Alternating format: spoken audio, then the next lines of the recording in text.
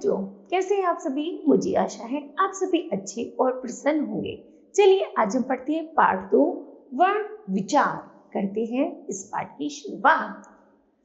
मनुष्य अपने भावों और विचारों को भाषा के माध्यम से अभिव्यक्त करता है। भाषा की सबसे छोटी इकाई वर्ण है। वर्णों को मिलाने से शब्द बनते हैं। वर्ण का प्रयोग ध्वनि और ध्वनि चिन्ह दोनों के लिए होता है। अब आप निम्नलिखित शब्दों और उनमें प्रयुक्त ध्वनियों को पढ़कर समझिए।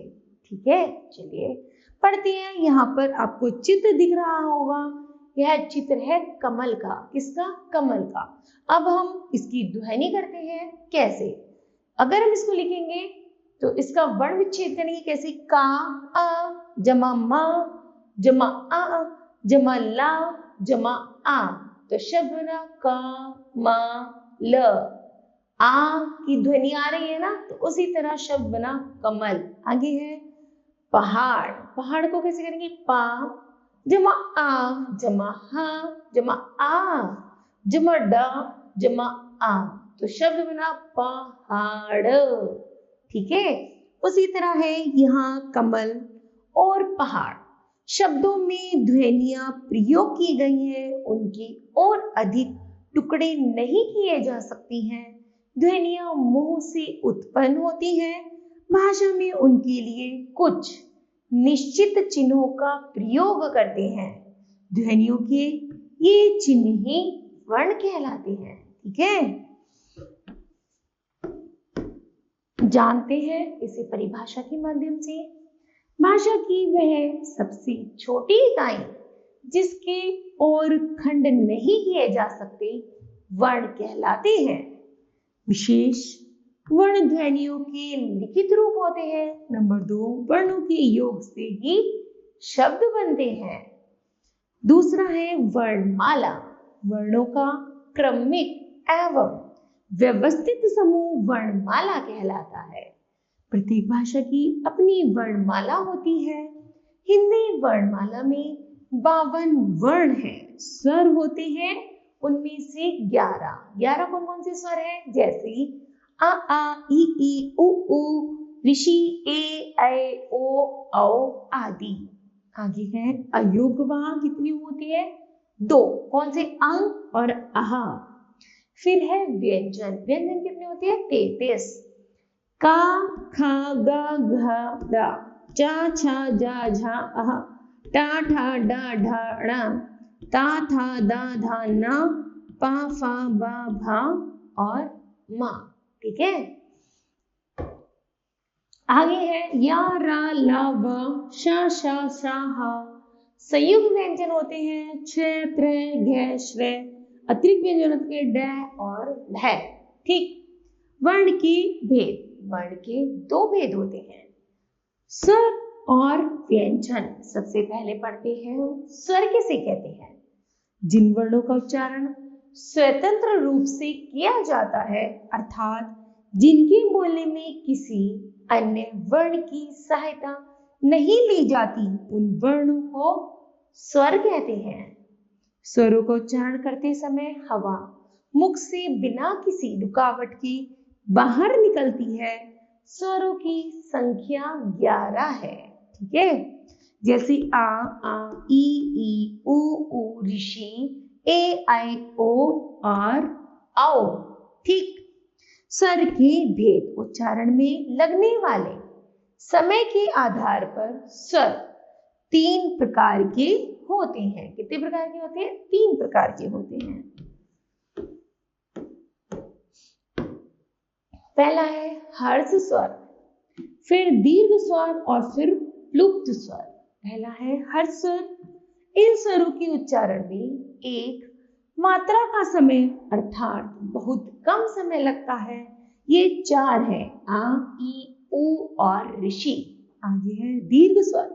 इन स्वरों के उच्चारण में हर्ष स्वर से 2 गुना समय अर्थात 2 मात्रा का समय लगता है। ये स्वर 7 है, आ, ई, उ, ए, ऐ, ओ, औ। फिर है प्लुप्त स्वर। इन स्वरों के उच्चारण में हर्ष स्वर से 3 गुना समय अर्थात 3 मात्रा का समय लगता है। इसका चिन्ह गुरु है। इसे हम क्या कहते हैं? गुरु। इसका प्रयोग अधिकतर जोर से गाने, रोने या पुकारने के समय किया जाता है, जैसे ओ, राम है आदि। ठीक है। फिर है अनुस्वर। इसका उच्चारण नाक से किया जाता है। अनुस्वर का चिन्ह शिरोरेखा के ऊपर बिंदु के रूप में किया जाता है, जैसे अंतर, बिंदी आदि। अर्थात ये जो बिंदु है इसकी ध्वनि ना जैसी निकलती है ना।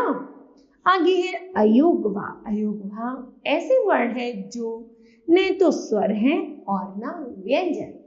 अयोगवा का अर्थ है आंख के योग से जो अर्थ वहन करे, अर्थात किसी स्वर के योग से जो सार्थक बनते हैं वे अयोगवा कहलाते हैं। इनका स्वतंत्र रूप से प्रयोग नहीं किया जाता, इसलिए इनको अंग अह के रूप में लिखा जाता है।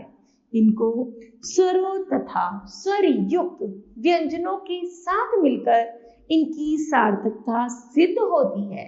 ये 3 है, अंग, अहंग और अहा। ठीक है। फिर है अनुनासिक। अनुनासिक का उच्चारण करते समय हवा नाक तथा मुंह दोनों के दबाव के साथ बाहर आती है। इसका चिन्ह चंद्र बिंदु के रूप में शिरोरेखा के ऊपर लगाया जाता है। इसका प्रयोग स्वरों के साथ मिलकर किया जाता है। यह स्वतंत्र ध्वनि नहीं है। ऐसे स्वर जिनकी मात्राएं शिरोरेखा के ऊपर निकली हुई होती हैं वहां अनुस्वर लगाया जाता है, अन्यथा चंद्र बिंदु का प्रयोग किया जाता है, जैसे गैर, नील, चांद आदि। ठीक है। आगे है विसर्ग। इसका प्रयोग तत्सम शब्दों में किया जाता है। इसका उच्चारण है, इसके उच्चारण में क्या निकलता है? ध्वनि हा के समान होता है।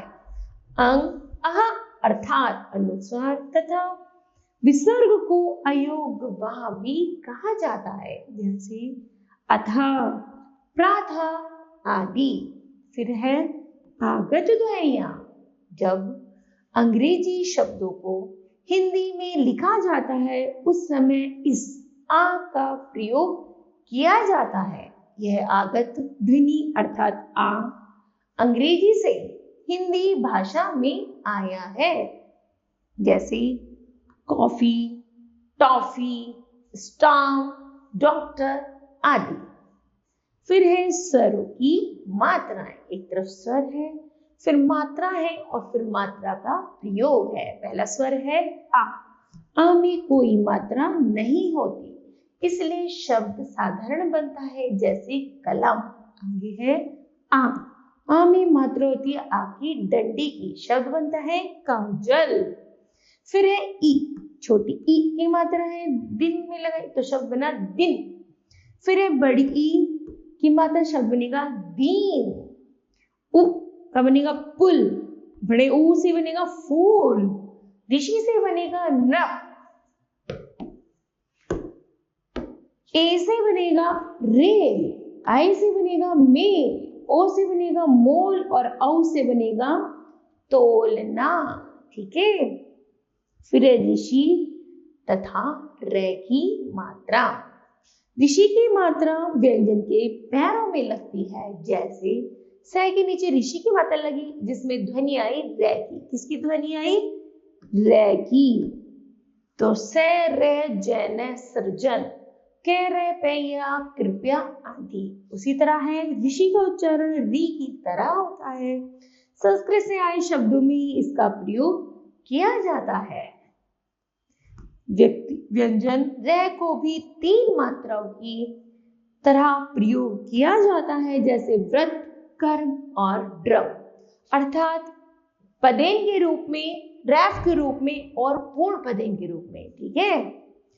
ऐसे व्यंजन जिनमें पाई होती है उन्हें स्वर रहित दिखाने के लिए रह का प्रयोग पैरों में किया जाता है। इसमें एक पाई है जैसे भै, रै, मैं, भ्रम आदि। ऐसे व्यंजन जिनमें पाई नहीं होती उन्हें स्वर रहित दिखाने के लिए रह का प्रयोग इस प्रकार लिखा जाता है, जैसे टे के नीचे ट्रक और क्या बन गया ट्रक। स्वर के बिना दिखाने के लिए रह का प्रयोग रह के रूप में भी किया जाता है, जैसे वक्र, रैफ लगाएंगे शब्द के ऊपर, वक्र, वै के रै, वक्र आदि। फिर है व्यंजन। पढ़ते हैं व्यंजन किसे कहते हैं? ऐसे वर्ण जिनका उच्चारण स्वरों की सहायता से ही किया जाता है वे व्यंजन कहलाते हैं। व्यंजन के उच्चारण के समय हवा रुककर मुख से बाहर आती है। व्यंजनों की संख्या मूल रूप से 33 है। संयुक्त व्यंजन तथा व्यक्त विकसित व्यंजनों को मिलाकर इनकी संख्या 39 हो जाती है।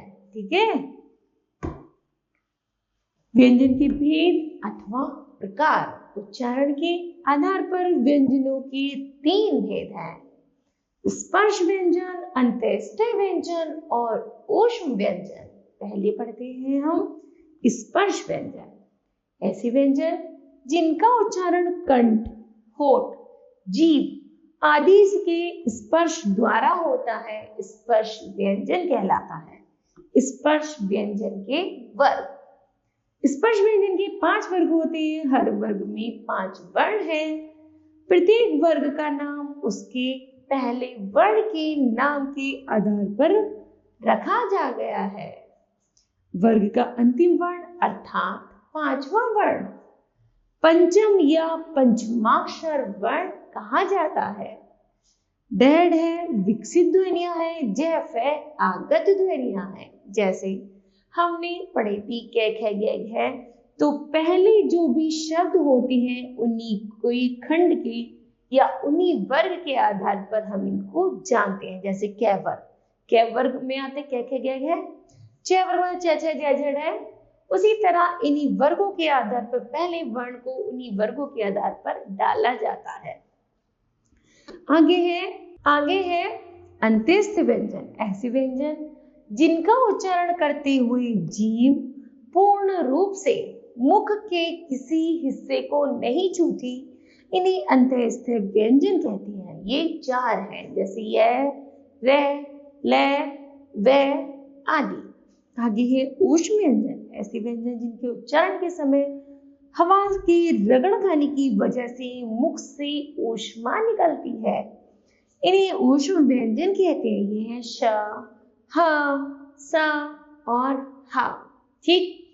आगे है संयुक्त व्यंजन। ऐसे स्वर रहित व्यंजन जो आपस में जुड़कर एक नया व्यंजन बनाते हैं संयुक्त व्यंजन कहलाते हैं। ये 4 है, जैसे छ, त्र, ज्ञ और श्रय।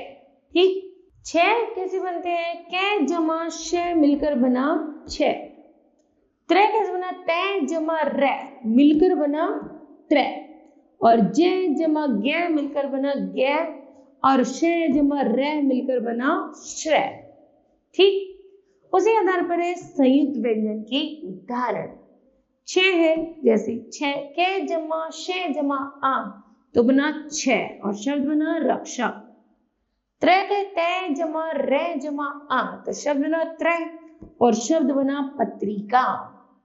जय जमा णे गे जमा ए वर्ण बना ज्ञ और शब्द बना सर्वज्ञ।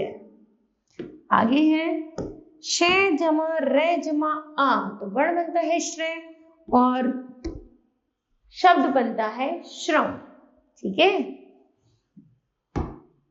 आगे है द्वित्व व्यंजन। किसे कहते हैं? जब किसी शब्द में एक ही प्रकार की 2 व्यंजन वर्ण एक साथ आ जाते हैं तो उन्हें द्वित्व व्यंजन कहा जाता है।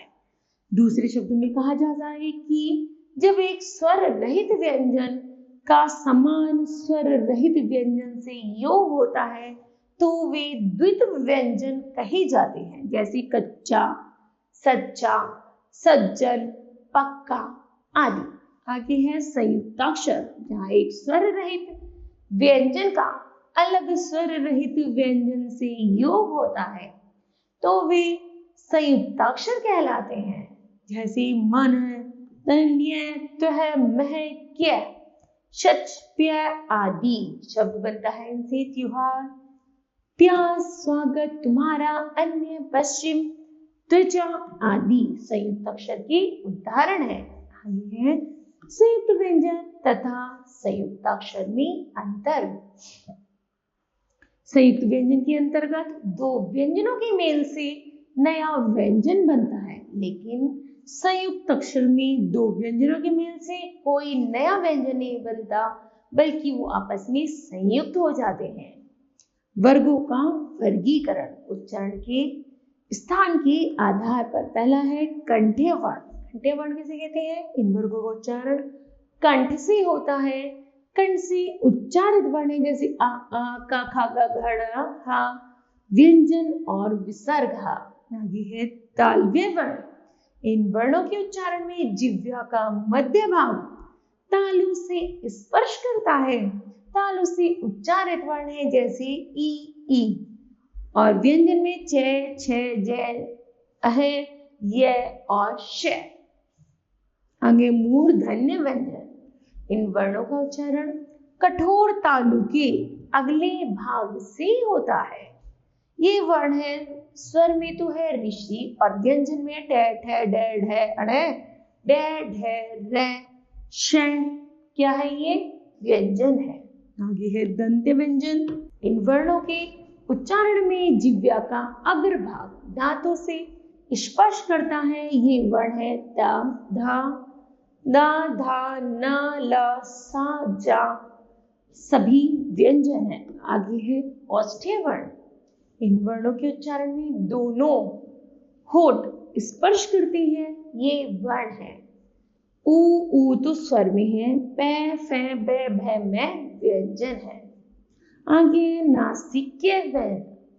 इन वर्णों का उच्चारण मुंह और नाक दोनों से होता है। ये वर्ण है अंगड़ा, अहाड़ा, ना, मा। कंठ तालव्य वर्ण। इन वर्णों के उच्चारण में कंठ और तालु दोनों का सहयोग होता है। ये वर्ण है ए, आए। कंठोष्ठ्य वर्ण। इन वर्णों के उच्चारण में कंठ तथा होठ दोनों का सहयोग होता है। ये वर्ण है ओ, औ, हा आदि। दंतोष्ठ्य वर्ण। इन वर्णों के उच्चारण में ऊपरी दांत तथा होठ दोनों का सहयोग होता है। ये वर्ण है वै और फै। स्वर तंत्रिकाओं की स्थिति और कंपन के आधार पर। स्वर तंत्रिकाओं की स्थिति और कंपन के आधार पर वर्णों को घोष और अघोष श्रेणी में बांटा गया है।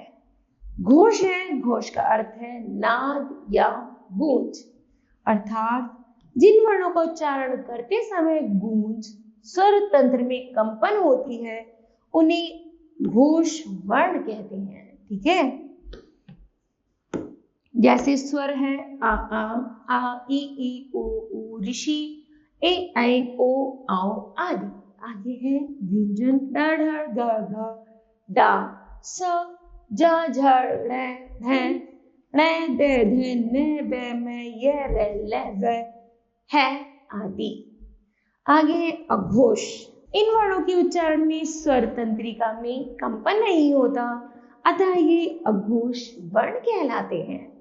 व्यंजन है क, ख, च, छ, ट, ठ, ध, प, फ, श, श, स। ठीक। श्वास वायु के आधार पर। श्वास वायु के आधार पर वर्णों के दो भेद होते हैं, अल्प प्राण और महाप्राण।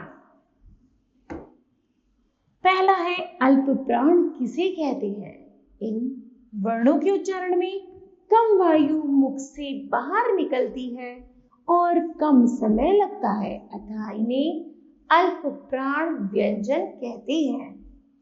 व्यंजन है का, गा, डा, चा, जा, ण, ट, ड, ण, त, दे, ने, पे, बे, मैं, ये, रे, ले और वे। ठीक। आगे है महाप्राण। इन वर्णों के उच्चारण में अधिक समय लगता है और वायु अधिक मात्रा में मुख से बाहर निकलती है, जैसे खा, घा, झा, झा, डा, ढा, धा, ता, धान, फा, भा, शा, शा, सा, हा। ठीक है। उसके बाद है वर्ण विच्छेद। किसी शब्द की वर्ण को अलग अलग करके लिखना वर्ण विच्छेद कहलाता है। वर्ण विच्छेद के माध्यम से वर्तनी तथा उच्चारण संबंधी गलतियों से बचा जा सकता है। जब वर्ण विच्छेद किया जाता है तो सभी व्यंजनों के नीचे हलंत लगाया जाता है। ठीक है। जैसे आ स्वर के उदाहरण है, जैसे कमल और कथन। कमल का वर्ण विच्छेद कर कैसे, का, आ, म, आ, ला, आ। उसी तरह कथन को करेंगे, का जमा आ जमा था जमा आ जमा ना जमा आ। शब्द बना कथन। आगे है आ स्वर की उदाहरण। नाना, कैसे कि ना जमा आ जमा ना जमा आ, खींचेंगे आ को तो बनेगा नाना। उसी तरह जा जमा आ जमा पा जमा आ तो बनेगा जाप। फिर ई स्वर की उदाहरण। ई स्वर की है क्या, जमा ई जमा ता जमा आ जमा बा जमा आ। शब्द बनता है किताब। आगे है दा जमा ई जमा वा जमा आ जमा रा जमा आ। शब्द बना दीवार। फिर है बड़ी ई स्वर की उदाहरण। ना जमा बड़ी ई जमा रा जमा आ। शब्द बना नीर। उसी तरह है का जमा हा जमा आ जमा ना जमा ई। शब्द बनता है कहानी। ठीक। फिर उ स्वर की उदाहरण। च जमा आ जमा ता जमा उ जमा रा जमा आ। शब्द बना चतुर। आगे हा जमा आ जमा ना जमा उ जमा मा जमा आ जमा ना जमा आ। शब्द बना हनुमान। ठीक। आगे है ऊ स्वर की उदाहरण। मा जमा ओ जमा का जमा आ। शब्द बना मूक। दा जमा ऊ जमा रा जमा आ तो शब्द बना दूर। फिर है ऋषि स्वर के। ऋषि शब्द गा जमा ऋषि जमा हा जमा आ बना ग्रह। आम जमा मा जमा रा, ऋषि की ध्वनि होती है रा ना, तो रा जमा ता जमा आ। शब्द बना अमृत। फिर ए स्वर के उदाहरण। मैं जमा ए जमा ला जमा आ। शब्द बना मेघ। बा जमा ए जमा का जमा आ जमा रा जमा आ। शब्द बना बेकार। ठीक है। फिर है ई स्वर के उदाहरण। बैठक। बा जमा ऐ जमा ठा जमा आ जमा का जमा आ। शब्द ना बैठक। फिर है ता जमा ए जमा या जमा आ जमा रा जमा आ। शब्द बनता है तैयार। फिर है ओ स्वर के उदाहरण। रा जमा ओ जमा ना जमा आ। शब्द ना रोना। फिर कोयल। का जमा ओ जमा या जमा आ जमा ला जमा आ। शब्द बना कोयल। आगे औ स्वर की उदाहरण। का जमा औ जमा शा जमा ला आ जमा ला जमा आ। शब्द बना कौशल। फिर है रा जमा औ जमा ला जमा ई। शब्द बनता है रौली। ठीक। इसी तरह वर्णों का विच्छेद किया जाता है स्वरों के माध्यम से और इन स्वरों में मात्राओं का भी ऐसे प्रयोग किया जाता है। ठीक है। तो बच्चों यह पाठ समाप्त होता है। उसके बाद हम जानते हैं इस पाठ के महत्वपूर्ण तथ्य। चलिए पढ़ते हैं। भाषा की सबसे छोटी इकाई जिसके और खंड नहीं किए जा सकते वर्ण कहलाती है। वर्णों की व्यवस्थित समूह को वर्णमाला कहा जाता है। स्वतंत्र रूप से उच्चारित ध्वनियां स्वर कही जाती हैं। स्वर के 3 भेद होते हैं, हर्ष, दीर्घ और प्लुप्त। स्वरों की मदद से उच्चारित ध्वनियां व्यंजन बनती हैं, व्यंजन कहलाती हैं। व्यंजन के अंतर्गत 25 स्पर्श व्यंजन, 4 अंत्येष्टि व्यंजन तथा 4 ऊष्म व्यंजन होते हैं। शब्द के वर्णों को अलग करके लिखना वर्ण विच्छेद कहलाता है। ठीक है, तो मुझे आशा है बच्चों यह पाठ आपको भली भांति समझ आया होगा। धन्यवाद।